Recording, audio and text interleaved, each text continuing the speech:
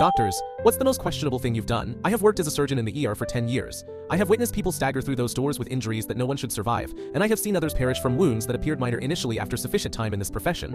You begin to believe that nothing will astonish you, but there is one night I will forever remember. It approached the conclusion of my shift. When paramedics rushed in with a man who had sustained a chest wound, he had already lost a perilous volume of blood. His respiration was shallow, and his pulse barely detectable. There existed no time for deliberation. My team and I moved swiftly, transporting him into surgery before he slipped beyond reach. The operating chamber filled with the customary controlled chaos. Nurses handed me instruments, machines beeped rhythmically, and the scent of antiseptic mingled with the metallic aroma of blood. My hands worked instinctively, searching for the bleeding source. I had performed this countless times that my body responded automatically, shutting out everything except the procedure before me. Then law enforcement arrived. It wasn't unusual for officers to appear after shootings. Typically they stationed themselves outside, awaiting updates, or arrived later for statements. This occasion felt different. They lingered near the entrance, observing the patient with an expression I couldn't decipher. One finally approached. "You certain you want to save this individual, doctor?" A query lingered strangely in the air. Police normally desired suspects alive to answer for their transgressions. I continued working but glanced up momentarily. "What do you mean?" The officer shifted uncomfortably before exhaling.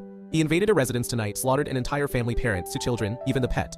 The words hung heavily. One nurse inhaled sharply, another froze briefly before resuming her duties. Nobody spoke, but I felt the weight of this revelation settling over the room. I contemplated the family, a mother and father who likely retired feeling secure in their own home, children whose final moments contained only terror. The hemorrhaging was severe, but salvageable. My hands knew the protocol. The necessary tools lay within reach, but I hesitated. It lasted merely seconds. A pause so brief nobody would notice, but sufficient. The monitor emitted a single continuous stone. His heart ceased. Nobody moved. Nobody reached for resuscitation equipment. We all simply stood listening. The officer who had addressed me gave a prolonged look before nodding slightly and retreating. I remained silent. I announced the death time, peeled off my gloves, and exited the room. I sat in my vehicle for extended time before heading home that dawn.